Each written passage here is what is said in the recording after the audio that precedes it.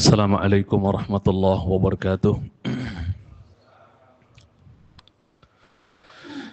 Innal hamdalillah nahmaduhu wa nasta'inuhu wa nastaghfiruh wa na'udzu billahi min shururi anfusina wa sayyiati a'malina. Man yahdihillahu fala mudilla lahu wa may yudlil fala hadiya lahu. Wa ashhadu an la ilaha illallah wahdahu la syarika lahu wa ashhadu anna Muhammadan 'abduhu wa rasuluhu la nabiyya ba'dahu. Inna asdaqal hadithi kitabullah wa khairul huda hudan nabiy sallallahu alaihi wasallam wa syarrul umuri muhdatsatuha wa kullu muhdatsatin bid'ah wa kullu bid'atin dhalalah wa kullu dhalalatin finnar. Ikhwatal Islam yang saya hormati, kita lanjutkan insyaallah taala pembahasan kita dari kitab Ar-Riyadhun Nadhirah fi Shahihid Daril Akhirah. Kita akan masuk ke pembahasan berikutnya yang diletakkan oleh musannif terkait tentang azabul qabri tasma'uhul bahaim, bahwa azab kubur itu didengar oleh binatang-binatang, ya, binatang ternak.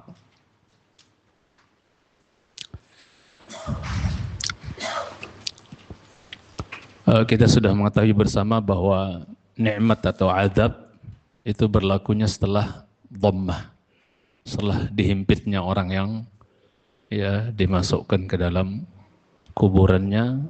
Sudah kita bahas terkait tentang dhammah, semua mau soleh apalagi enggak soleh itu semuanya kena himpitan kuburan.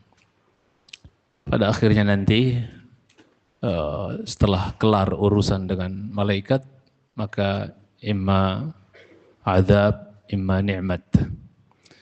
Terkait tentang azab kubur yang didengar oleh binatang ternak, dibawakan di sini oleh penulis hadis dari Zaid bin Thabit radhiyallahu anhu. Zaid bin Thabit, kita ketahui beliau adalah satu-satunya penulis wahyu, penulis Al-Quran dari kalangan sahabat Ansar, seorang alim dari kalangan ulama us-sahabah, yang ketika beliau dicondongkan badannya, jasadnya, jenazahnya untuk masuk ke kuburannya, ini sedikit faedah tentang beliau, maka sahabat Abdullah bin Abbas radhiyallahu anhuma, ya, mufassir remaja di kalangan sahabat, Abdullah bin Abbas, sepupu Rasul sallallahu alaihi wasallam, mengatakan, man sarrahu an yara kaifa dhihabul ilmi falyanzur fahakadha dhihabuhu ay dhahabuhu, kata beliau. Barang siapa yang ya ingin, senang, atau dalam artian barang siapa yang penasaran, pengen gitu untuk melihat bagaimanakah ilmu itu diambil, bagaimana ilmu itu pergi gitu ya, bagaimana ilmu itu dhahab, hilang gitu kan, maka ya lihatlah kepada jasad ini. Jasadnya siapa maksudnya? Zaid ibn Thabit radhiyallahu ta'ala, alimus sahabah, ya. Lihatlah kepada jasad ini yang sedang dicondongkan masuk ke lahatnya, ibaratnya ke kuburannya. Siapa yang ingin tahu gimana ilmu pergi, gimana ilmu hilang, lihat nih jenazah Zaid bin Thabit, orang alim masalahnya. Ya, fahakadha dhahabuhu. Beginilah hilangnya ilmu itu, kata siapa? Abdullah bin Abbas radhiyallahu ta'ala anhuma. Anda sempat baca riwayat ini di kitab Al-Bayan wa Tabyin, ya, oleh Abu Uthman Amr, ya, Ibn Bahr Al-Jahith. Kemudian jemaah cintai Subhanahu wa ta'ala, untuk sedikit tambahan dikit lagi terkait tentang hilangnya ilmu dengan diangkatnya ulama, pernah Abdullah bin Mas'ud radhiyallahu ta'ala anhu, ya, mengatakan, kita bisa baca di syarah kitab Al-Ibanah min Usulid Diyanah, ya, syarahnya Syekh Hasan, ya, Abul Ashbal, ya, Az-Zuhairi, bahwa Abdullah bin Mas'ud radhiyallahu taala anhu pernah mengatakan, alaikum bil ilmi, ya, qabla an yuqbadha. Ya, hendaknya kalian menuntut ilmu, ya, mencari ilmu, belajar ilmu sebelum ilmu itu dicabut, diambil, gitu kan. Ya, ini nasihat beliau. Sama kayak Mu'adz bin Jabal ketika di Yaman juga, ya, berdakwah di Yaman, dia memproklamirkan di hadapan manusia dengan mengatakan, ya, alaikum bil ilmi qabla an yurfa', ya. Hendaknya kalian menuntut ilmu sebelum ilmu itu diangkat. Ala inna raf'ahu dhihaba ahli. Ketahuilah, perginya ilmu dengan diangkatnya atau diwafatkannya ahli ilmu, dengan dimatikannya ahli ilmu. Ya. Kemudian wa iyyakum wat-tanattu' wat-tabaddu' wat-ta'ammuq wa 'alaikum bil 'atiq, kata beliau. Dan hati-hati kalian dari tanattu'. Tanattu' itu berlebih-lebihan dalam agama. Ya, wat-tabaddu', membuat bid'ah-bid'ah dalam agama. Awas, waspada, jangan, hati-hati. Ya, ta'ammuq, terlalu jelimet dalam-dalam bahas tentang satu permasalahan itu sampai, ya, benar-benar ta'ammuq gitu kan. Ya, berlebihan. Apalagi terkait tentang masalah bab takdir misalnya, ta'ammuq, awas, jangan. Ya, alaikum bil amril atiq. Hendaknya kalian kembali ke perkara yang sudah tua, ke perkaranya para sahabat radhiyallahu majma'in. Para sahabat itu, ya, bukan tipikal orang-orang yang tanattu' dalam beragama, ghulu dalam beragama, mencintai Allah Ta'ala. Maka Abdullah bin Mas'ud juga mengatakan tentang para sahabat, wa aqalluhum takallufa. Para sahabat itu paling sedikit takallufnya, enggak ada mereka dalam beragama itu takalluf, berlebih-lebihan. Kalau ada benih-benih takalluf, langsung di-cut, ditutup pintu-pintu tanattu', takalluf, berlebih-lebihan, lebay dalam beragama. Ya, saya sholat malam tidak tidur, kata seorang di kalangan mereka. Ya, saya puasa tidak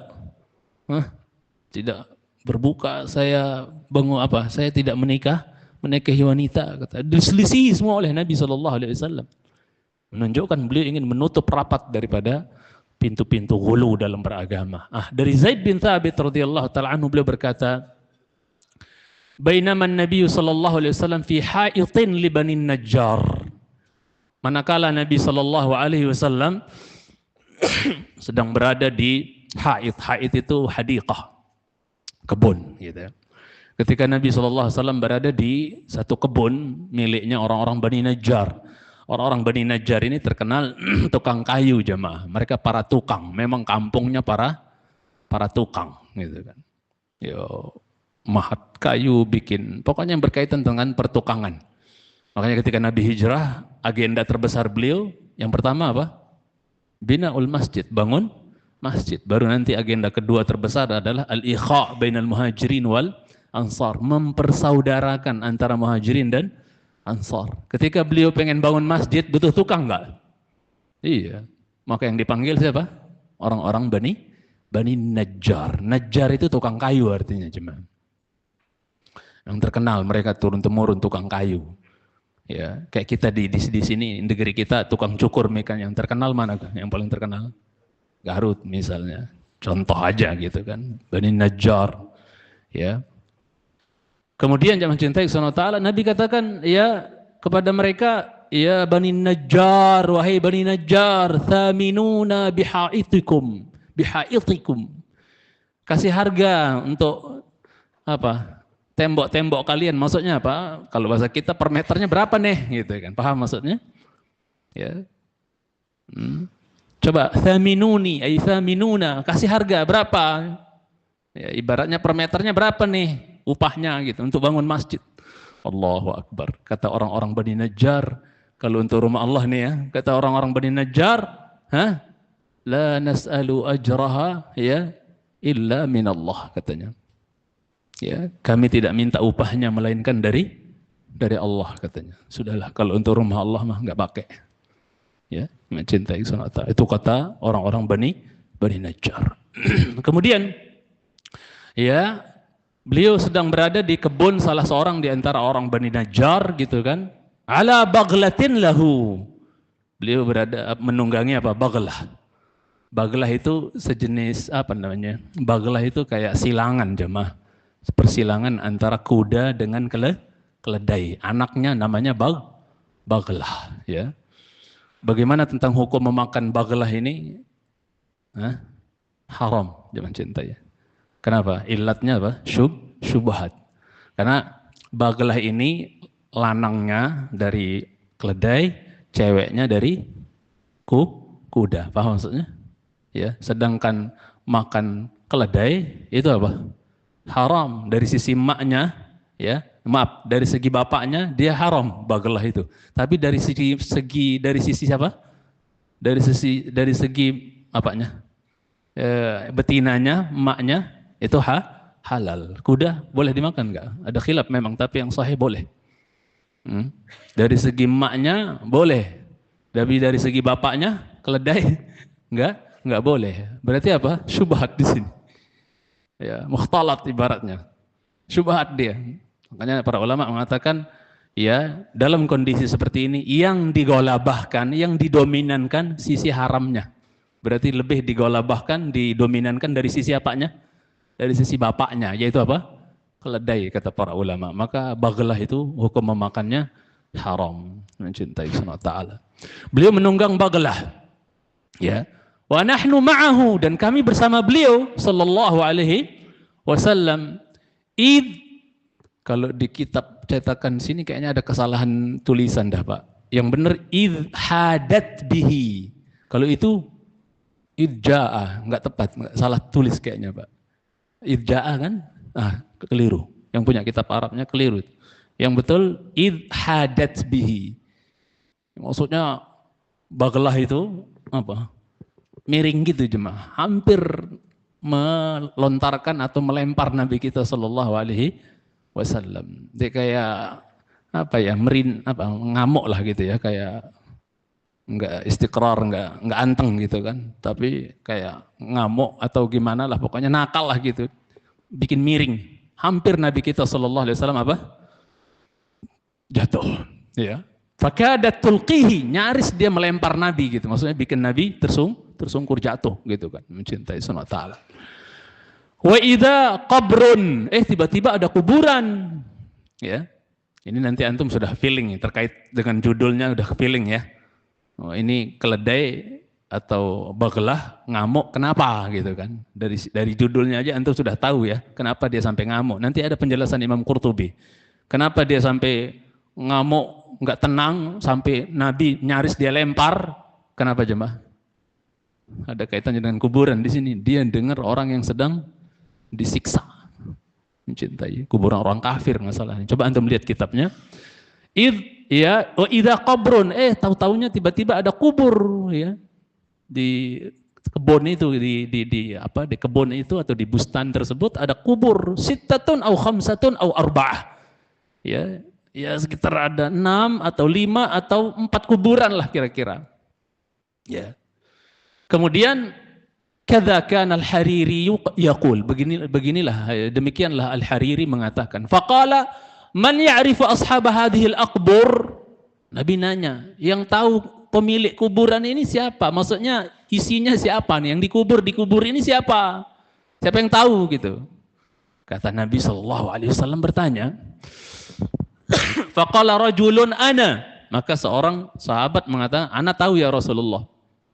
Ya, siapa yang dikubur di dalam kuburan ini? 5 atau 6 atau 4 gitu kan kuburan ini. Saya tahu siapa yang dikubur di sini. Kemudian saya ya Rasulullah. Qal famata mata haula? Rasul tanya pula, bilang, kapan mereka mati nih? Penghuni kuburan ini matinya kapan? Ya, apakah baru-baru gitu kan? Ya, di masa kita atau bisa jadi zaman dulu, zaman jahiliyah, zaman musyrik gitu kan. Maka si sahabat yang tahu ini mengatakan matu fil isyrak. Mereka mati zaman syirik alias zaman jahiliyah. Mereka mati zaman jahiliyah ya Rasulullah. Faqal, maka Nabi sallallahu alaihi wasallam bersabda, inna hadhil ummata tubtala fi quburiha. Sesungguhnya umat ini diuji di dalam kuburannya, kata Nabi sallallahu alaihi wasallam. Ada ujian di kuburan jemaah, dan itu ujian yang sebenarnya yang kita mau nggak mau harus lulus. Ujian di dunia mah cincai gitu, mencintai Subhanahu wa taala.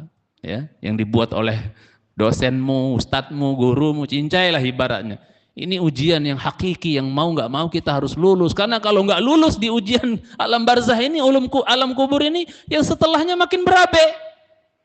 Ya, fa inna jaminhu fama ba'dahu aisar.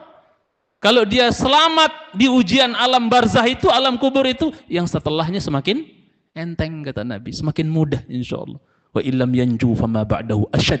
Tapi kalau di alam barzah, alam kubur saja udah nggak selamat, setelahnya makin berabe, makin sulit. Waliyadzubillah. Nasallallahu salamata wal afiyah. Kemudian ikhwatal iman yang saya hormati, ya. Kata Nabi, sesungguhnya umat ini diuji di kuburannya. Falaula alla tadafanu la da'autullaha an yusmi'akum min adzabil qabri alladhi asma'u, kata beliau. Maka kata beliau, maka kalau bukan kalian, ya, kalaulah kalian tidak bakal saling kuburin, ya. Masalahnya kita kalau ada yang mati pasti saling nguburin jemaah. Kalau seandainya kalian nggak bakal saling kuburin satu dengan yang lain gitu kan, niscaya benar-benar saya akan berdoa kepada Allah, saya akan minta kepada Allah agar Allah memperdengarkan kepada kalian azab kubur sebagaimana saya mendengar. Saya akan minta kepada Allah biar kalian bisa mendengar itu azab kubur sebagaimana saya mendengar. Antum ingat kisah yang karena kencing dan adu domba juga kan? Nabi dengar mereka lagi diazab. Ya. Menunjukkan kekhususan Nabi kita sallallahu alaihi wasallam. Di antara kekhususan Nabi kita sallallahu alaihi wasallam, dengan izin Allah dia bisa dengar, beliau bisa dengar suara orang yang diadab di kuburnya. Kita enggak dengar. Dia mencintai Subhanahu wa taala. Ya.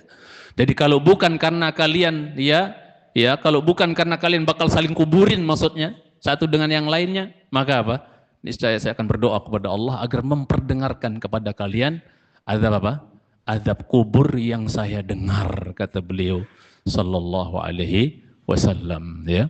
Karena kalau sampai azab kubur itu kita bisa dengar jamaah, enggak ada orang yang berani nguburin orang. Akhirnya mayat dibuang begitu saja sembarangan di mana-mana. Kenapa?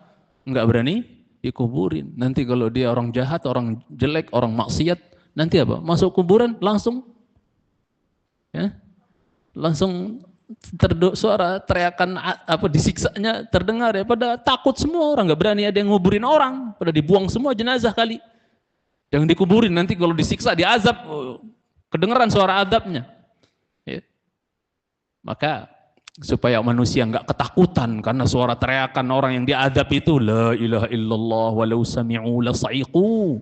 Kalau mereka dengar suara orang yang disiksa oleh mungkar dan nakir itu jemaah, maka niscaya mereka akan pingsan, bahkan mati, saking dahsyatnya suara, ya, teriakan orang yang dipukul dengan mitrakah min hadid, dari palu dari besi, ya, oleh, ya, malaikat mungkar dan nakir, waliyadzubillah, yang mencintai Subhanahu wa taala.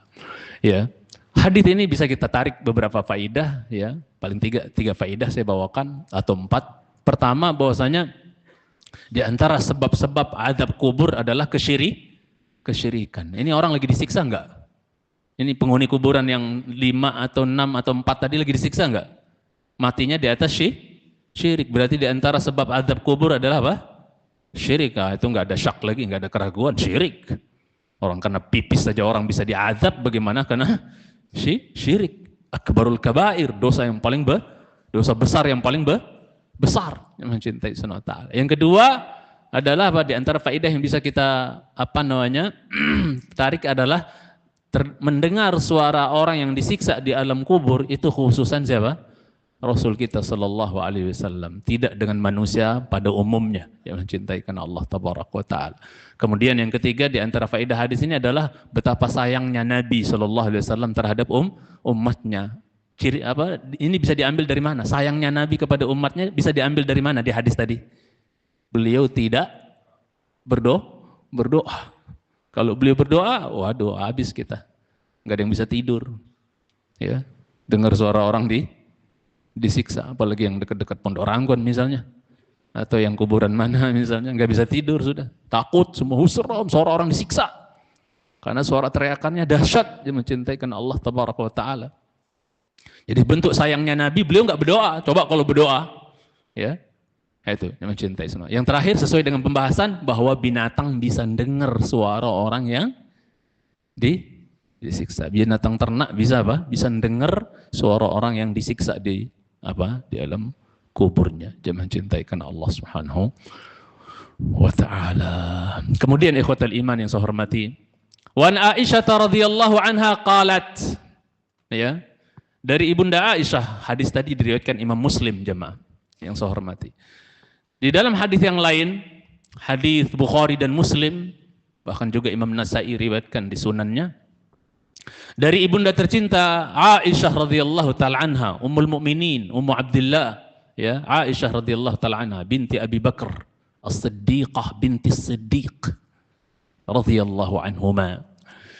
Anha qalat, bahwasanya beliau ibunda kita berkata, dakhalat alayya ajuzan, ya, masuk kepada saya, dalam artian bertamu, datang gitu kan, kepada saya dua orang nenek-nenek. Ajuz itu sepuh, orang sepuh, ajuz, orang tua, ya.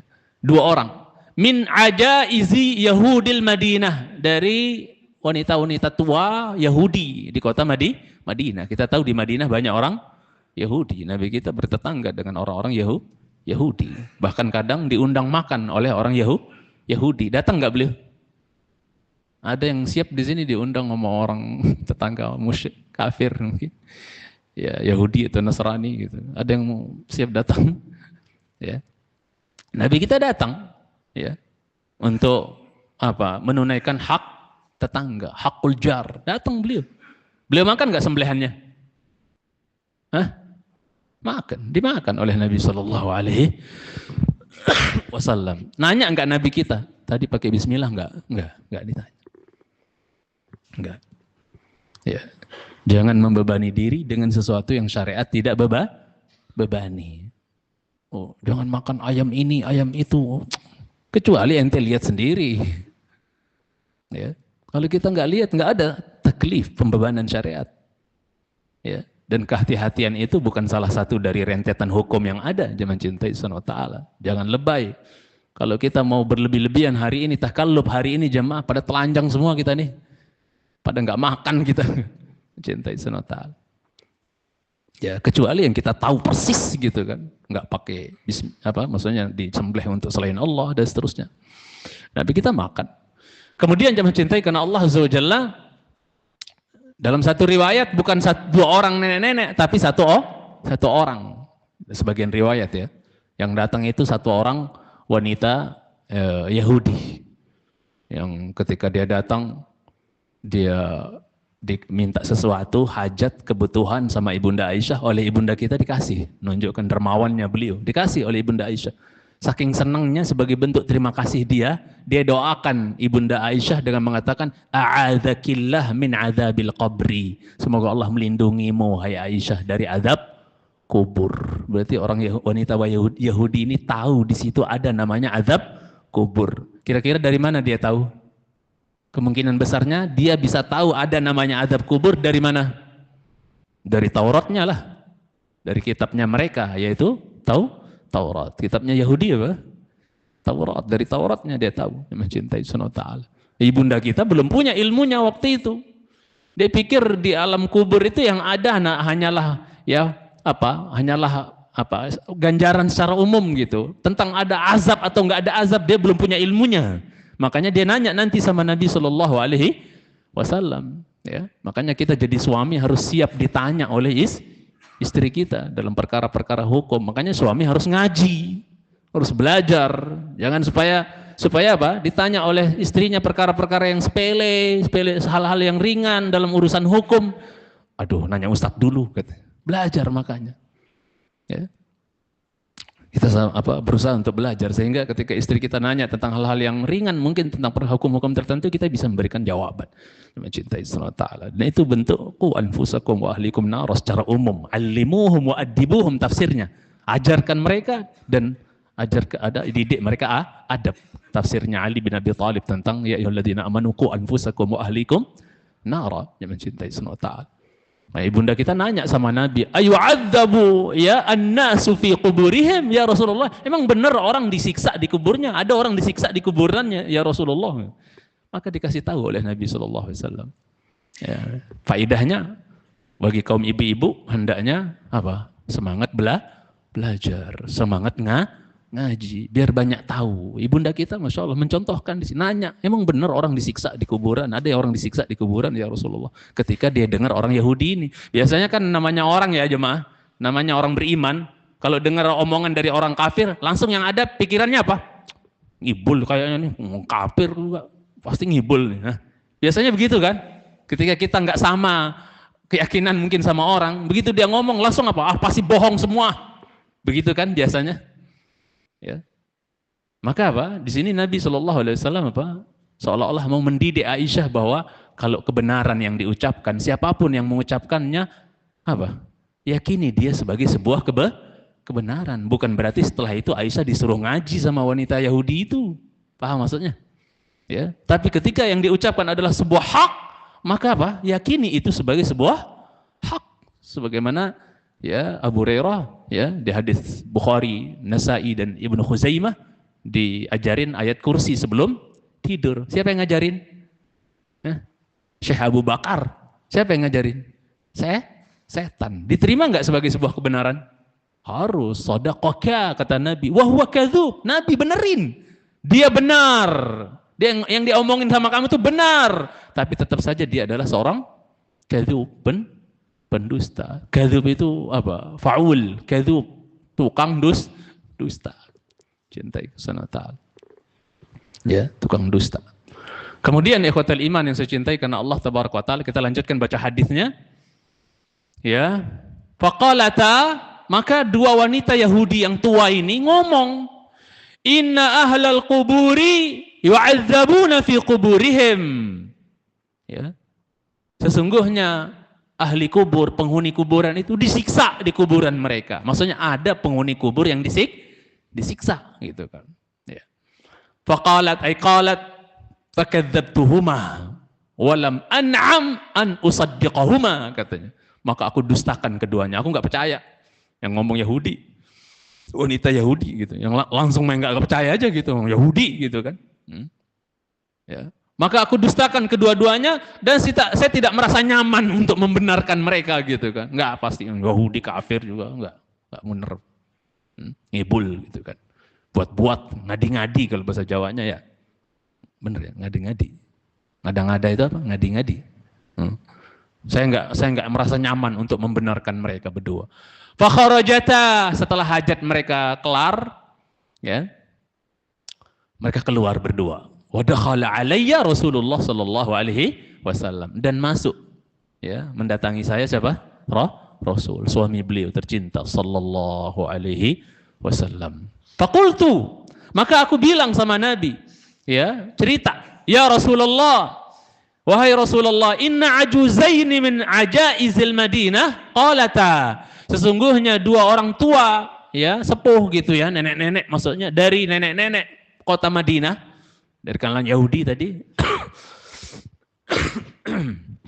Qalata, mereka berdua ngomong bilang, inna ahlal quburi yu'adzabuna fi quburihim, sesungguhnya ahli kubur ini ada yang disiksa di dalam kuburnya. Ya. Gimana tuh? Seolah-olah Nabi seolah-olah ibunda kita ingin minta jemaah? Ingin minta ilmunya gitu. Ini benar apa enggak nih omongan Yahudi, nenek-nenek gitu kan? Ya.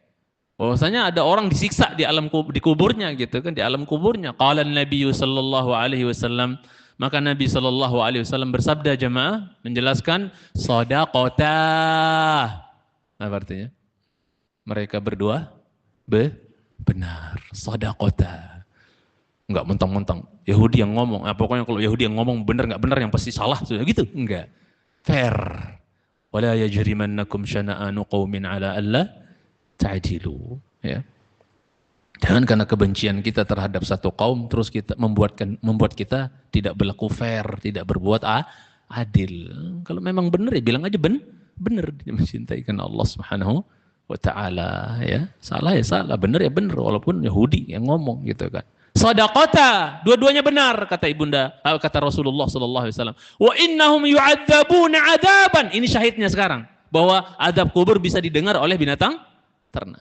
Apa kata Nabi sallallahu alaihi wasallam? Wa innahum yu'adzabuna 'adzaban, dan sesungguhnya mereka disiksa dengan siksaan tasma'uhul bahaimu, yang bisa didengar oleh apa? Binatang ternak, bisa didengar oleh binatang ternak. Menunjukkan sabda Nabi ini tegas, jelas menunjukkan bahwa orang yang sedang disiksa di alam kuburnya itu bisa didengar oleh binatang ternak yang mencintai sunnah. Qalat, maka ibunda kita mengatakan, fama ra'aituhu ba'du, maka tidak pernah aku melihat beliau setelah itu, ya, fi salatin, ya, tidaklah aku lihat Nabi sallallahu alaihi wasallam setelah itu berada dalam salat, ya, illa yata'awwadzu min adzabil qabri. Sejak itu enggak pernah saya melihat beliau salat melainkan saya melihat beliau ta'awudz. Apa ta'awudz? Minta perlindungan sallallahu alaihi wasallam. Dari apa?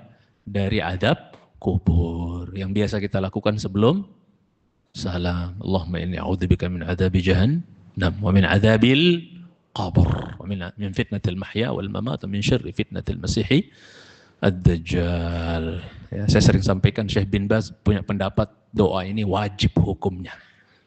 Wajib. Karena tidak seorang pun di antara kita yang aman dari 4 fitnah ini. Maka mari kita jangan lupa. Yang belum hafal, hafalin sekarang. Nah, nanti habis kajian lah gak apa-apa ya. Bukan sekarang. Hafalin yang mencintai. Hafalin doa tersebut. Kita semua jangan pede. Oh aman, saya mah aman. Enggak. Kita gak ada yang aman. Maka minta pelindungan kepada Allah. Sebelum salam. Itu waktu mustajab sebelum salam itu. Baca itu.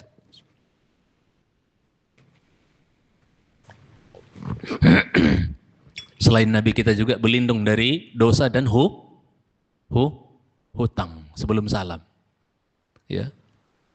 A'udzubika min al-ma'thami wal maghram. Aku berlindung kepadamu dari dosa dan hutang. Digandeng antara dosa dengan hutang. Karena rentan orang berhutang itu bisa melakukan dosa, bohong apa dan seterusnya.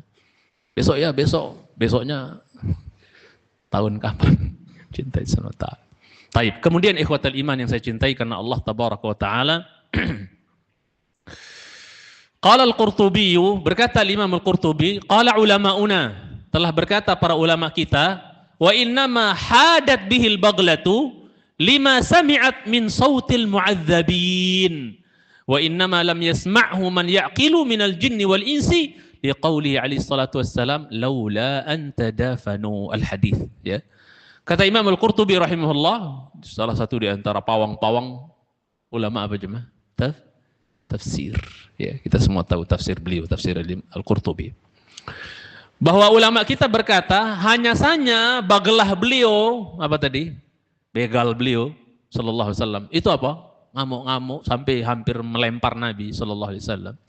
Itu karena apa jemaah? Ketika dia mendengar suara orang yang sedang disiksa, penghuni kuburan yang 6 atau 5 atau 4 tadi lagi disiksa, dia ngamuk-ngamuk masanya cintai sunnah ta'ala. Ya.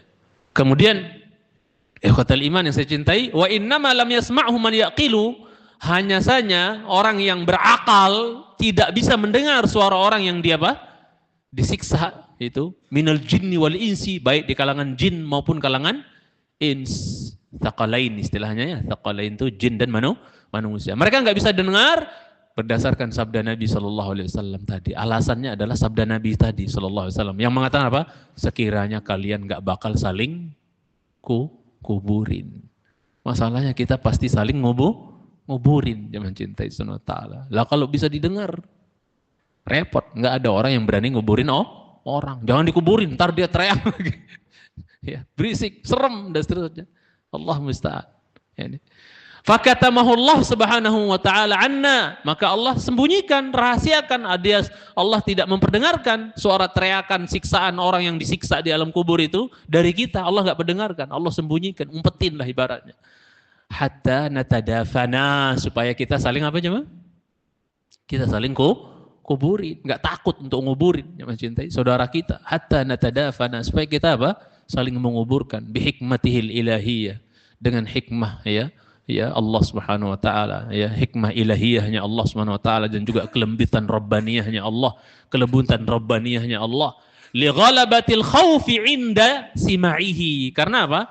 Yang dominan pastinya kalau dengar suara orang disiksa, ya pasti apa jemaah? Yang dominan adalah khauf, rasa rasa takut, cemas semua, takut tuh serem dan seterusnya. Ya, nggak ada orang bisa tidur kalau kayak gitu, dia mencintai karena Allah Subhanahu wa taala, ya. Nah. Hatta ini jemaah disebutkan dalam hadis Abu Sa'id Al-Khudri diriwayatkan Imam Ibnu Hibban, sampai pun jenazah, ya, jenazah belum dikubur, belum dikubur, itu jenazah kalau lagi digotong, kata Nabi dalam hadisnya, in kanat salihah, kalau jenazah itu jenazah orang yang salihah, yang bagus, yang baik, saleh, takwa, taat, maka dia ngomong jemaah, ada suaranya, dia ngomong dia, ya, qaddimuni, qaddimuni katanya, ya, apa artinya? Cepetin aku, ya, qaddimuni maksudnya depankan, maksudnya cepetin, cepetin, jangan lelet bawa aku. Maka kayaknya di sini ada mantan-mantannya dulu ya, kalau gotong jenazah antum gimana? La ilaha illallah, la ilaha. Ada yang mantan nggak di sini dulu tukang bawa gitu? Ngaku aja dah, di kampung dulu. La ilaha illallah. Antum kalau haji atau umroh melihat orang digotong jenazahnya di haram gimana jemaah? Lelet apa cepat? Segera, cepat. Kalau dia orang soleh dia nggak sabar jemaah. Qaddimuni, buruan, buruan, cepat. Gak sabar dia kalau dia orang soleh. Kenapa jemaah? Tadi menjelang mati didatengin malaikat, delegasinya malaikat maut, anak buahnya malaikat maut, memberitahu dia bahwasanya apa? Tempat tinggal dia nanti di surga. Ya. Dikasih kabar gembira, dihibur, alla takhafu wa la tahzanu wa abshiru bil jannati allati kuntum tu'adun. Oh, enggak sabaran jemaah cinta. Qaddimuni. Ya. Suruh cepat-cepat gitu. Lah, repot kalau sampai Allah perdengarkan jemaah. Ya. Betapa banyak jenazah akan dilempar kalau sampai apa jemaah? Jenazahnya lagi digotong. Cepetin. Lah jenazahnya ngomong. Pada dilempar semua kayaknya, berketakutan semua itu yang gotong-gotong jemaah. Alhamdulillah Allah tidak perdengarkan. Padahal dia ngomong dalam hadis Abu Sa'id Al-Khudri. Diriwayatkan Imam Ibnu Hibban, dia ngomong qaddimuni. Tapi kalau seandainya wa in kanat ghaira salih, kalau dia enggak salehah, jenazah itu jenazah bejat, pemaksiat, hidupnya dihiasi hari-hari dengan maksiat, waliyadzubillah, mencintai karena Allah Subhanahu wa taala, maka apa? Dia bilang, ya wailaha aina yadhhabuna biha? Binasa, celakalah, mau dibawa kemana nih jenazahku, kemana? Ya. Amhiluni gitu kan. Entar aja. Takut. Karena sudah dikasih tahu cikal bakal tempat tinggal dia. Azab yang menanti dia, waliyadzubillah, dia mencintai Subhanahu wa taala. Makanya entar takut. Ya. Hatta nanti di alam barzah, di alam kubur, ketika dia merasakan siksaan yang luar biasa, itu baru muqaddimah di stasiun akhirat yang pertama, yaitu di alam kubur. Udah disiksa kayak gitu jemaah. Bagaimana nanti kalau udah pindah ke alam akhirat, jahanam yang menanti mereka, waliyadzubillah. Makanya mereka berdoa, Rabbi la tuqimis sa'ah. Tuhanku jangan tegakkan kiamat, jangan kiamat. Takut. Di sini aja udah sengsara, bagaimana di sana? Di akhirat, di jahanam, lebih sengsara lagi, berlipat-lipat lagi. Ya, mencintai karena Allah Subhanahu wa taala 69 kali lipat dibandingkan panasnya api dunia. Bayangkan, itu sudah menanti dia, apa enggak serem? Ya, la tuqimis sa'ah. Kalau yang soleh-soleh mah, ya, apa? Ketika merasakan kenikmatan di alam barzah, alam kubur, enak tenan ya. Sampai ya sebagian mereka yang sudah mendulu kita yang soleh-soleh itu, roh-rohnya itu apa? Pada apa jemaah? Kangen sama teman-temannya yang soleh-soleh juga yang masih hidup. Kapan pulang nyusul? Seandainya dia tahu apa yang kami rasakan di sini, pengen minta mati cepat gitu pastinya. Cintai Subhanahu wa taala. Maka kalau mereka karena kenikmatan yang Allah berikan di alam barzah, ya, dan penantian di alam barzah dirasa singkat, enggak lama rasanya. Padahal lama gitu. Sampai dia berdoa, Rabbi aqimis sa'ah, Tuhanku kiamat cepetan dong. Nggak sabar, di sini aja udah enak banget mukaddimahnya, ibarat gimana nanti masuk surga. Cuman dibukain pintu surga, los ya, dari alam barzahnya dia, di kuburan dia, ke alam kubur dia, los, dibukakan pintu ke surga saja. Aroma surga itu diciumkan bagi dia, aromanya Masya Allah ya, iftahu lahu baban ilal jannah, bukakan dia pintu los ke surga. Itu baru aroma-aroma. Gimana kalau udah masuk? Makanya diminta, Rabbi aqimissa, Tuhanku, Rabbku, tegakkan kiamat buruan, cepetan, subhanallah. Cintai SWT. Jadi, ikhwatal iman yang saya hormati, ya, kita lanjutkan bahwasanya apa?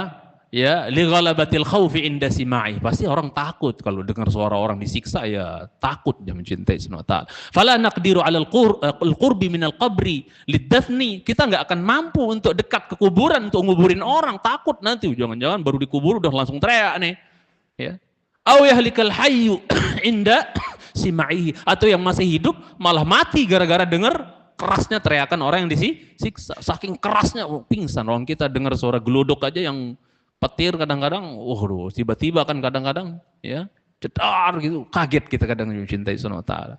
Bagaimana suara orang yang sedang disiksa, yang suaranya lebih menggelegar lagi pukulannya tersebut, apa enggak serem dia mencintai SWT? Ya, idza la yutaqu sima'u syai'in min 'adzabillah fi hadhihi dar, ya, la dha'ufa hadhihi al-quwa, ya, ala tara annahu idza sami'a ya an-nasu sa'qatar ra'dil qasif. Udah adzan ya? Silakan adzan dulu.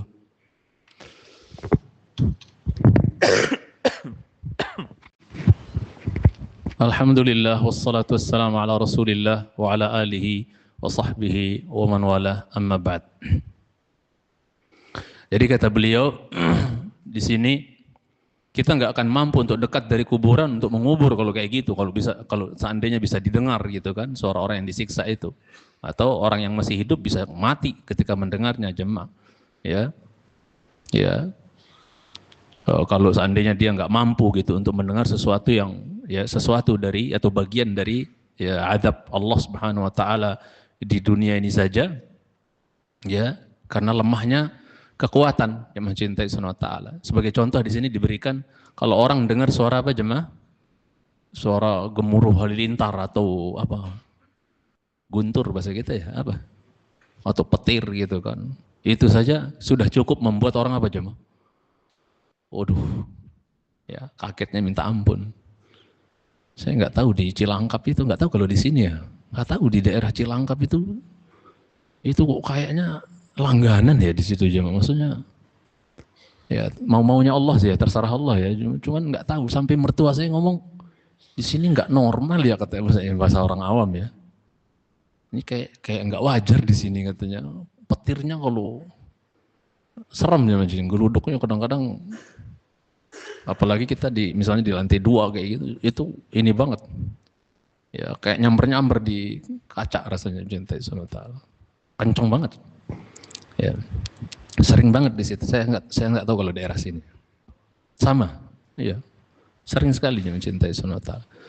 Mungkin tergantung daerah juga ya kali ya, atau gimana? Nggak tahu. Mau maunya Allah lah, mau maunya malaikat, mau ngusir kemana, mau kan kata Ibnu Abbas, ingat saya suara petir itu adalah apa?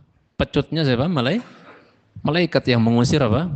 Awan, menghalau awan gitu. Suara pecutannya itu. Seperti ibarat apa, kita dulu di kampung suka apa jemaah? Suka bikin dari sarung itu apa namanya? Perang-perang sarung ya, yang lancip ujungnya gitu, saling ceter, suka main kayak itu dulu di kampung waktu kecil. Jadi mirip seperti itu. Ya. Persisnya kayak gimana wallahu alam. Tapi itu dipakai untuk menghalau awan, ya cintai SWT. Ya. Nurunkan hujan di mana dan seterusnya. Nah, suara petirnya itu, ya suara petir itu ada suara apa? Suara pecutnya tersebut yang mencintai SWT. Ya. Kemudian ikhwatal iman, ya suara petir saja atau suara gemuruh halilintar saja itu cukup membuat orang ya takut, serem mencintai SWT. Awiz zalazil al-hailah, atau suara gempa yang dahsyat gitu mencintai SWT. Karena diceritain teman-teman di Lombok, ya ketika terjadi gempa di sana itu bumi itu kayak ngeluarin suara kayak ibarat pohon gede mau tumbang, ada suaranya kan jemaah, krak. Ceritain kayak ada suara, ya serem ya mencintai. Ada suara kayak pergeserannya itu kayak kedengaran, menyeramkan ya mencintai SWT. Diceritain, kayak kita mau dibawa jalan sama bumi ini katanya. Kata ustadz-ustadz yang ceritain saya di Lombok. Sampai ketika saya pulang saja, Nggak berani tidur di rumah kita. Bikin tenda di depan rumah. Mencintai Subhanahu wa ta'ala. Orang pada tidur depan rumah, bikin tenda. Ya, Allah musta'an. Dahsyat berarti. Ikhwatul iman yang saya hormati. Itu baru gempa yang dahsyat ya. Ya. Kemudian lagi apa? Atau petir dan seterusnya. Ya. Halaka katsirun minan nas. Banyak manusia yang mati gitu kan. Cintai Allah Subhanahu wa ta'ala. Ya. Saking kagetnya orang suara petir yang menggelegar, apalagi lagi di sawah dan seterusnya. Banyak orang mati di sawah ya, gara-gara kesamber petir. Udah suara kagetnya, udah kena tegangan ya listriknya atau apa. Allah musta'an. Itu aja udah cukup bikin orang mati. Halaka katsirun minan nas. Banyak orang binasa mati. Ya. Ya. Kemudian apa? Wa aina sa'qatur ra'di min sayhatil ladzi tadribuhu al malaikah bimatariqil hadid allati yasma'uha kullu man yalihi.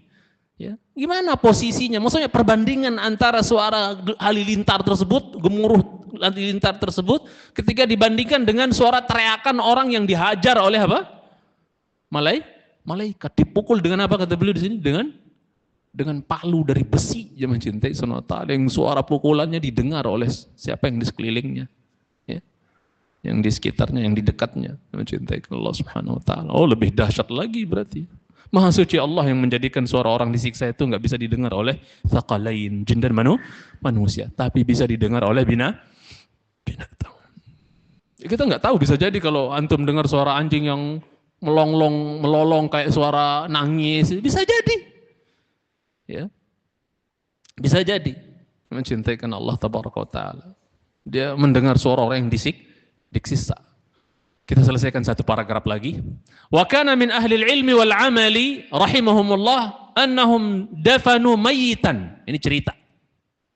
Ada sebagian dari ahli ilm dan orang-orang yang ahli ilmu dan amal gitu ya, menggabungkan antara ilmu dan amal. Semoga Allah merahmati mereka, bahwasanya mereka pernah menguburkan mayit di desa mereka. Satu jenazah mayit dikuburkan di kampung mereka, di desa mereka. Ya, di mana itu? Min syarqi Isbiliyah, ya, di timur Isbilia, ya, macam daerah Isbilia. Ya, timur Isbilia. Falamma faragu min dafnihi, manakala mereka udah kelar dari menguburkan mayit tersebut, ya, qa'adu nahiyatan yatahaddatsun. Udah kelar, mereka duduk. Enggak jauh lah dari pekuburan tersebut, mereka duduk, ngobrol, mungkin cerita apa atau ngomong apalah. Ngobrol sudah, enggak jauh dari kuburan tersebut. Ya, mereka duduk. Kemudian apa? Wadabatun tar'a qariban minhum. Ada binatang ternak itu lagi merumput jemaah, lagi makan ya. Lagi makan rumput. Enggak jauh dari mereka. Ya. Fa idza dabbatu ya qad aqbalat musri'atan ilal qabri. Tahu-taunya binatang itu yang lagi merumput, maksudnya ternak itu yang lagi merumput itu tiba-tiba apa? Cepat jalan, buru-buru jalan menuju apa? Kuburan yang barusan kelar di kuburan, paham maksud dikuburin, paham maksudnya ya? Dia buru-buru datang ke situ. Ya, ternak tersebut. Kemudian apa jemaah? Faja'alat udhunaha 'alaihi ka'annaha tasma'. Maka telinganya binatang ternak ini ditempelin, dideketin ke kuburan tersebut. Ya, ngapain lagi kalau bukan lagi dengar sesuatu, dengar suara orang yang bisa jadi yang dikuburin barusan itu orang bejat mungkin, siksa. Ya, secara umum dia disiksa sudah, mungkin ada dosa apa, disiksa di kuburnya, didengar oleh binatang tersebut, oleh ternak tersebut yang mencintai karena Allah Subhanahu wa ta'ala. Seolah-olah dia mendengar. Tsumma wallat farratan, begitu dia dengar kayak gitu, kabur lari dia jemaah, ketakutan. Berarti ada sesuatu yang menakutkan yang dia dengar. Paham ini? Kabur dia, lari, farratan, lari dia, ya. Kadzalika fa'alat marratan ba'da ukhra. Balik lagi dia. Penasaran mungkin ya. Coba binatang aja bisa penasaran, kepoan gitu kan, apalagi manusia. Dibalik lagi dengar, kabur lagi. Berulang-ulang, dengar lagi, kabur lagi, mencintai. Ya, ya kan kalau kita lihat langsung kejadian itu pasti aneh nggak jemaah? Ngapain tuh? Pasti dia dengar sesuatu. Saya jadi mendengar azab orang yang dikuburkan barusan saja. Dia mencintai Subhanahu wa ta'ala. Qala Abul Hakam, berkata Abul Hakam rahimahullah, fadzakartu adzabal qabr. Maka aku mengingat azab kubur. Wa qaulan Nabi sallallahu alaihi wasallam, aku ingat juga sabda Nabi sallallahu alaihi wasallam, innahum la yu'adzabuna 'adzaban tasma'uhul bahaim. Sesungguhnya mereka ahli kubur itu ada yang disiksa dengan azab, dengan siksa yang bisa didengar oleh siapa? Oleh apa? Oleh binatang ternak. Jangan cintai Subhanahu wa taala. Bahkan ini kita akhiri dengan materi kita. Ada disebutkan sebagian ulama bahwasanya dahulu kalau perempuan susah ngelahirin, jemaah cintai Subhanahu wa taala, bukan perempuan, binatang ternak mereka susah ngelahirin, harusnya sudah ngelahirin, nggak keluar-keluar, maka diseret kemana coba? Diseret ke kuburan, cepat lahirnya. Karena takut, paham? Karena takut lahir, bisa jadi dia dengar orang. Ya, sebagian salaf lakukan seperti itu. Diseret binatangnya yang nggak keluar-keluar, bayinya nggak keluar-keluar, diseret ke kuburan, lahir dia. Ya, mak mau dibawa ke kuburan juga, Mak Ustaz. Ya, lahir dia mencintai karena Allah Subhanahu Wa Taala. Ya, karena sekali lagi dia bisa mendengar suara orang yang disiksa. Ikhwatal iman yang dicintai karena Allah Tabaraka Wa Taala. Ini pakai ada passwordnya enggak ini? Hilang deh tadi, mati deh.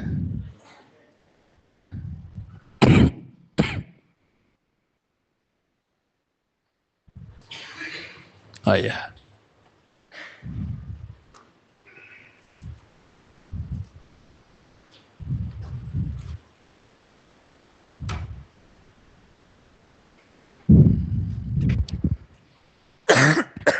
Ada 3 pertanyaan. Kok batuknya ini jemaah, mohon maaf.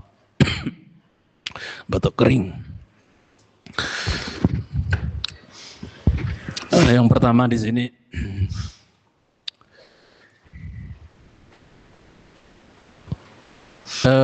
sebelum saya jawab atau komentari pertanyaan ini, ana ingatkan jemaah, berusaha kita kalau bertanya, bertanyalah ala bertanyanya para sahabat radhiyallahu ta'ala, ya kan? Ya, jangan pernah bertanya ala orang munafik atau ala orang Quraisy atau orang Yahudi. Ya, dan saya selipkan di antara adab kita bertanya, usahakan nanya itu dalam rangka, bukan dalam rangka nembak orang, mencintai sama orangnya lagi datang nih, setembak lewat pertanyaan. Itu enggak bagus mencintai sama taala. Kita akan menjadikan sang guru itu fi haraj, dalam artian nggak nyaman, nggak enak mencintai Subhanahu wa taala. Ya. Jadi usahakan kalau kita nanya jangan sampai tujuannya untuk nembak orang mencintai Subhanahu wa taala. Biar dia kena nih dan seterusnya. Ya, kalau bisa jangan. Di sini dibilang setelah berdoa, ya. Doa yang sama juga buat penanya. Dia cerita tentang akhir-akhir ini ada perpecahan bahasanya ya antara ikhwan. Puncaknya pada saat Id Kurban katanya. Ada sebagian ikhwan yang katanya tinggal di sekitar masjid malah membantu kegiatan di tempat lain. Ya. Sehingga saya yang tinggal apa katanya nih? Tinggal Nuah agak jauh, saya nggak tahu Nuah apa, agak jauh, sedikit sedih dan kecewa. Mungkin dia tidak jauh-jauh, yang jauh malah datang mungkin maksudnya ya, yang dekat malah menjauh gitu maksudnya. Saya sedikit kecewa. Syukran Ustadz nasihatnya dan mohon syukran Ustadz atas nasihatnya dan Ustadz bisa menyentuh hati ikhwan dan kita tentang kekompakan yang seperti dahulu. Ya saya nggak tahu persisnya kayak gimana ya, cuman secara umum ya jemaah cintai Subhanahu wa taala, kita ini ahlus sunnah wal jamaah dalam laqab yang lain adalah salafiyun ya. Kita ini sedikit jemaah cintai Subhanahu wa taala, ghuraba. Ini nasihat umum aja jemaah cintai Subhanahu untuk kita semua biar makin kompak, makin solid. Ya, makin saling berkasih sayang, makin ta'awun di antara kita. Ini kalau kita bahas, kita jawab bisa zaman cintai Subhanahu wa ta'ala. Berbicara tentang masalah ukhuwah, ta'awun, takatuf, ya, ta'atuf, dan yang lainnya. Ya, kita ini di zaman sekarang yang meniti jalan dakwah sunnah ini sedikit cintai. Sehingga wajar Nabi kita sallallahu alaihi wasallam dahulu memberikan ya gelaran ghuraba. Islam mulai dianggap asing, dan Islam bada'a ghariban wa sayaudu ghariban kama bada'a fatuba lil ghuraba. Ya. Udah asing, orangnya juga sedikit, ya. Maka berusahalah kita, sudah tahu jumlah kita sedikit, sampai sebagian mereka dahulu ada yang mengatakan bahwasanya apa? Ya, kalau kalian berjumpa dengan seorang laki-laki ahlus sunnah di negeri seberang sana, sampaikan salamku kepadanya, sesungguhnya ahlus sunnah sudah sedikit. Sedikit kita mencintai sunnah. Jangan sampai pula udah jumlah sedikit, kita apa? Rajin berantem. Ya, tadabur, tahasud, saling hasad, saling membelakangi, saling tabagut, saling benci, aduh. Ya. Nanti efeknya apa? Fatafshala ya wa tadhhaba rihukum. Ya. Kalian akan gagal, apa yang kita inginkan, apa yang kita menjadi visi misi kita akan gatal total gitu kan. Wa tadhhaba rihukum. Aroma kalian akan hilang, alias lemah kalian. Ya. Jangan sampai kita seperti yang digambarkan oleh Nabi SAW, gutha'un ka gutha'is sail, seperti buih banyaknya doang gitu. Tapi begitu diterpa oleh ombak, fitnah ombak, sedikit saja udah soar langsung mencar gitu. Saling membelakangi, saling ngomongin, saling hasad, saling pecah belah, saling tadabur, saling membelakangi dan seterusnya.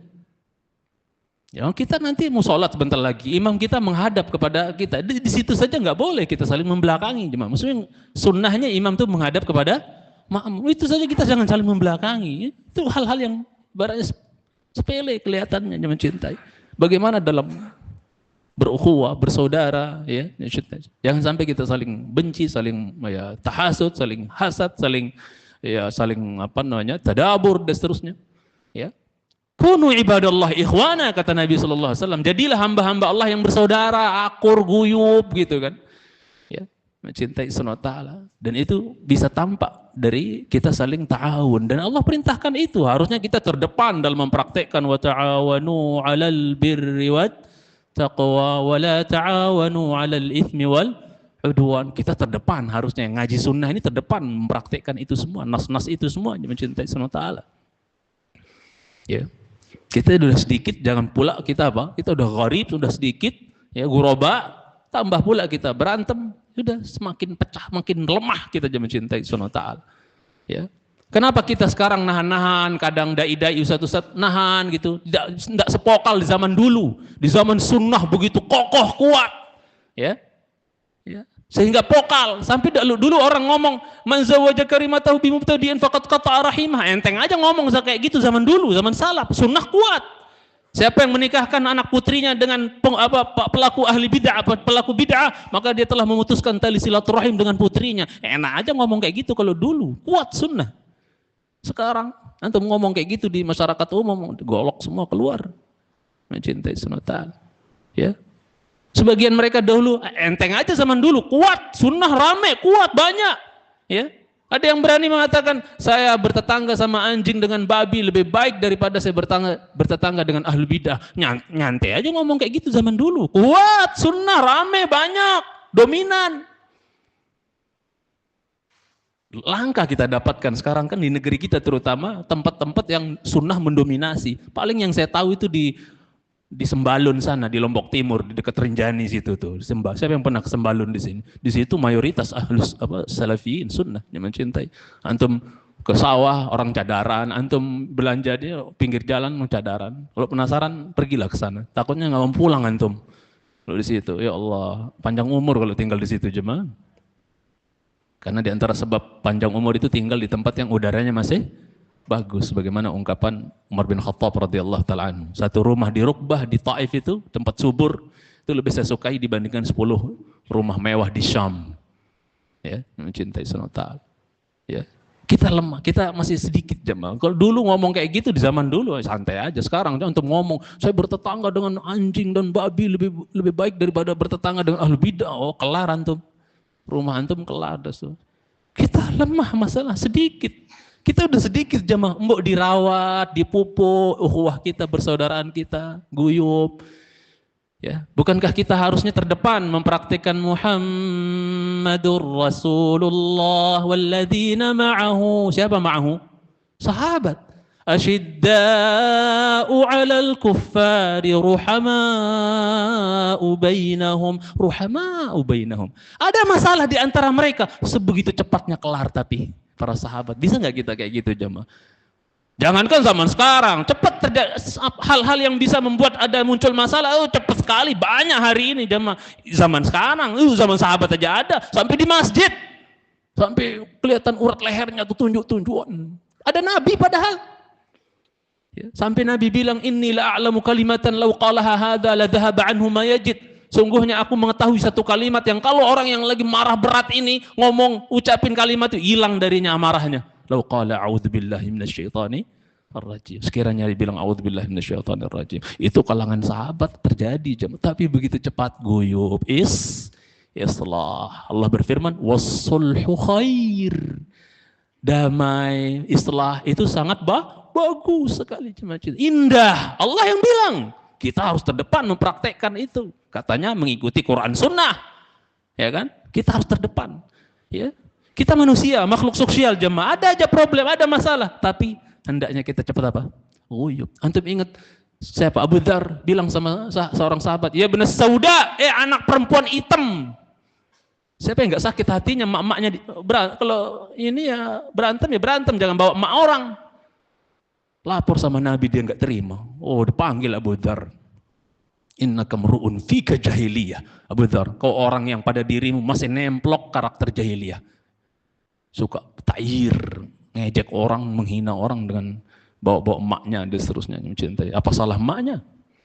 Ya, mencintai SWT. Maka apa? Sahabat ini pulang, datang Abu Dzar. Abu Dzar belum dipanggil oleh Nabi, dia udah datang dewek jemaah. Dia tahu pasti akan dipanggil, datang dia. Oh, diomelin sama Nabi SAW. Dan Nabi beda menghadapi sahabat yang sudah lecek dengan sahabat yang baru masuk Islam, beda menghadapinya. Kalau yang sudah letak-letak, yang yakin Nabi kalau diomel dia nggak akan murtad, maka dikerasin dikit. Kamu orang yang ada karakter jahiliyah. Mu'adz bin Jabal sholat pakai Baqarah, ya, sholat Isya pakai Baqarah rakaat pertama, ya gempor. Besok ada yang mau bertani ke kebunnya, ada seterusnya. Afattanun anta ya Mu'adz, kamu mau jadi tukang bikin onar wahai Mu'adz. Kata Nabi SAW, diomel karena Rasul tahu dia kalau diomel nggak bakal apa. Nggak bakal mental, nggak bakal murtad. Coba baru masuk Islam langsung mental, bisa jadi. Beda menyikapi, jangan cintai SWT. Saya kasih gambaran begini teman-teman yang saya cintai SWT, jemaah yang saya cintai SWT. Betapa kita hendaknya sudahlah rajut, pupuk ukhuwah kita sama-sama ahlus sunnah terutama. Wong kita sesama yang belum kenal sunnah saja, kita juga harus apa? Hubungan baik, apalagi sesama kita ini. Satu pemahaman ini, mbok di eman-eman temanmu, saudaramu yang sama ahlus sunnah, yang mencintai. Sebagian salaf dulu kalau ada seorang laki-laki ahlus sunnah meninggal, seolah-olah sebagian dari anggota badannya apa? Teramputasi.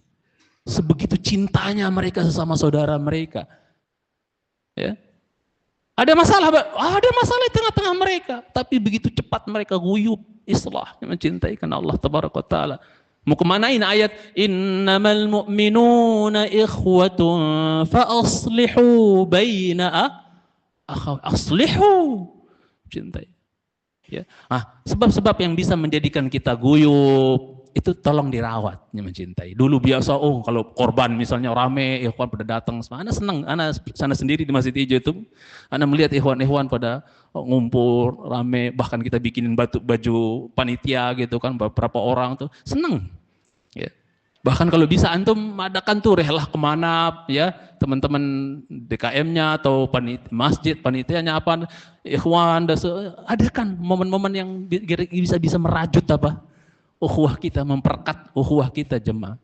Karena sebab-sebab yang bisa menjadikan kita saling membelakangi, saling membenci, saling hasad, itu banyak sekali hari ini. Tolong ditutup celah-celahnya, jemaah mencintai karena Allah Subhanahu wa taala. Itu nyenengin setan semua masalahnya, jemaah.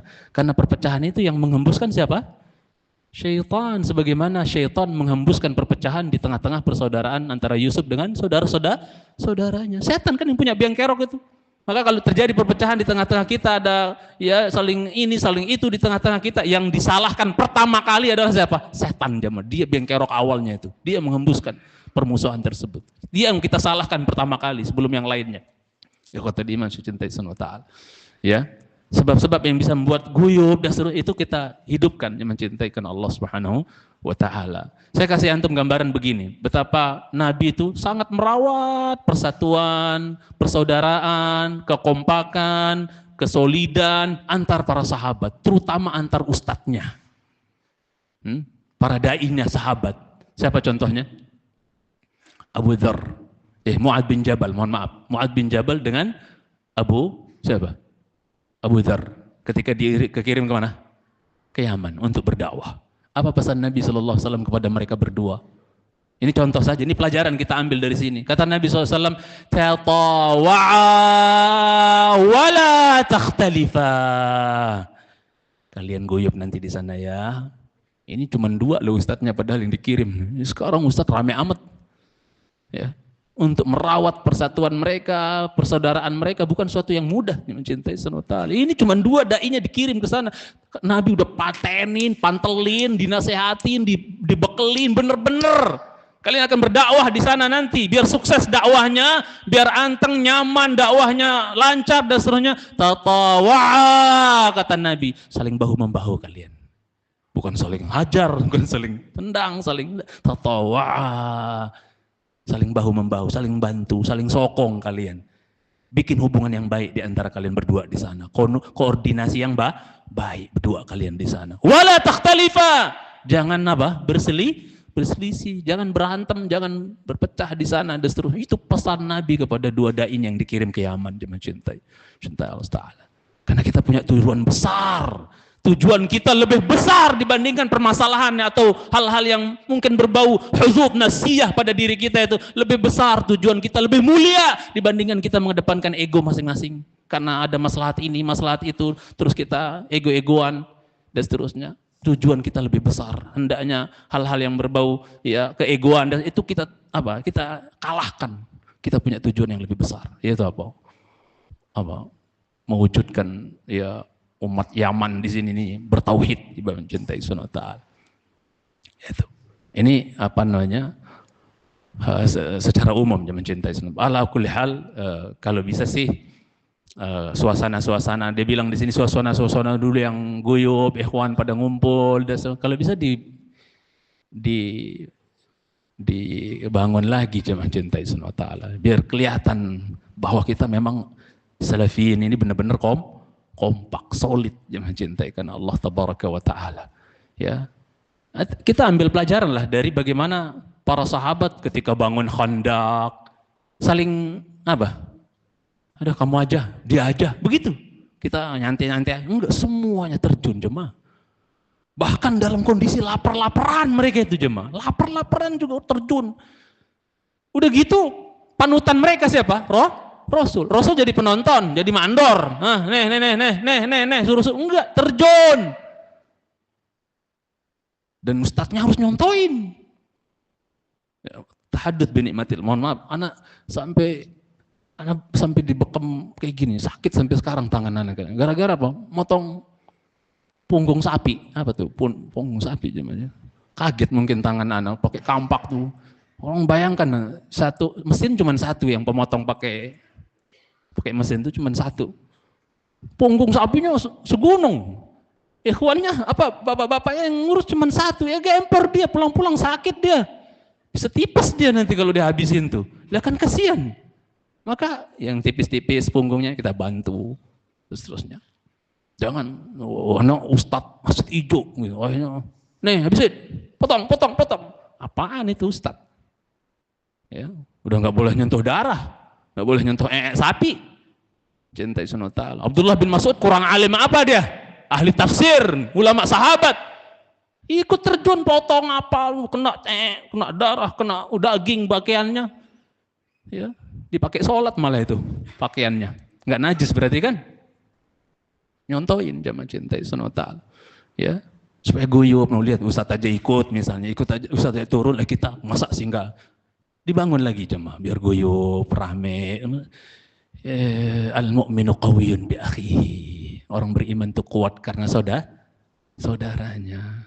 Ya, apa-apa tuh kalau bareng-bareng jadi ringan, enteng. Kalau saling andel-andelin doh mereka aja. Anak kesel sama mereka, udah biarin aja, kita ke tempat lain aja. Tapi bukannya diobati, kondisinya malah semakin dipanas-panasin. Oh, demen banget itu setan. Ya kan? Demen banget itu setan. Oh, berhasil kita.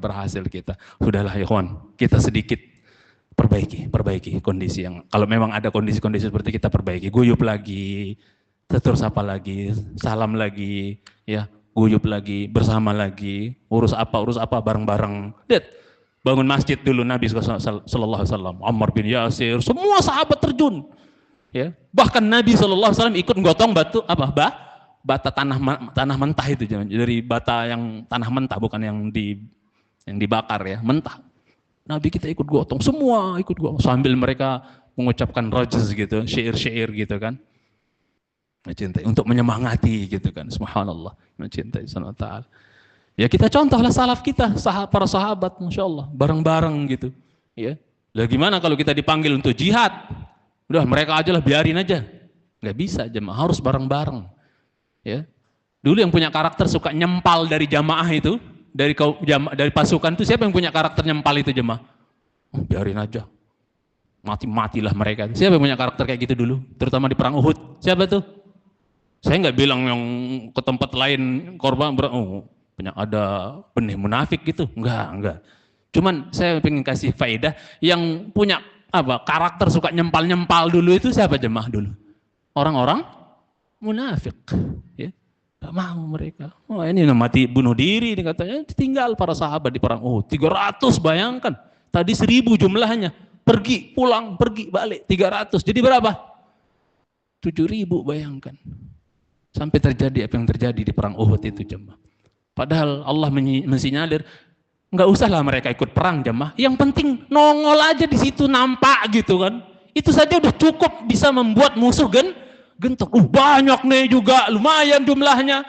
Padahal nggak ikut perang, nongkrong aja dah. Yang penting liatin banyak-banyakin orang, paham nggak? Antum nggak usah motong daging, yang penting nongol udah kelihatan sama ikhwan guyup, wah masya Allah, ngeteh-ngeteh aja nggak apa-apa. Ini jadi rame ya nih jemaah yang cintai sunnatal. Ya, maksudnya yang penting ngeramein lah. Kan pelajaran kita ambil. Ya, dituntut mereka walaupun mereka nggak ikut perang munafik itu. Yang penting jangan pulang lah. Supaya paling tidak musuh merasa apa? Oh banyak nih mereka gitu ya. Jadi kelihatan gitu, ada kekuatan jemaah cinta ya. Ya, di tengah-tengah kita.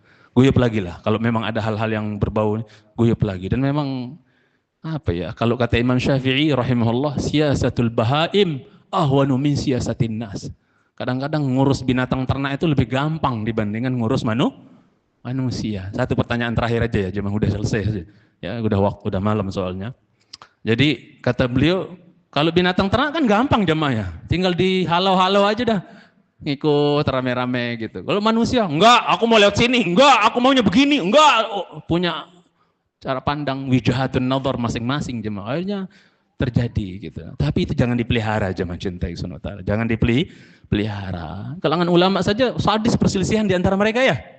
Ya, tapi mereka tetap guyup jemaah cintai sunnatal. Dikiranya Syafi'i sama Ahmad itu guru murid itu. Dikiranya enggak ada apa? Perselisihan. Oh iya, perselisihannya sadis. Orang meninggalkan sholat gimana hukumnya? Sadis perselisihan mereka mencintai sunnatal. Ya. Tapi apakah menjadikan Imam Ahmad, aku benci sama Syafi'i, mantan guru gitu, bukan guru sekarang, mantan guru gitu, nggak ada. Saling ziarahin, masya Allah. Itu saja, mungkin yang lain di lain kesempatan atau tanya sama Ustaz yang lain karena waktu. Wassalamualaikum warahmatullahi wabarakatuh.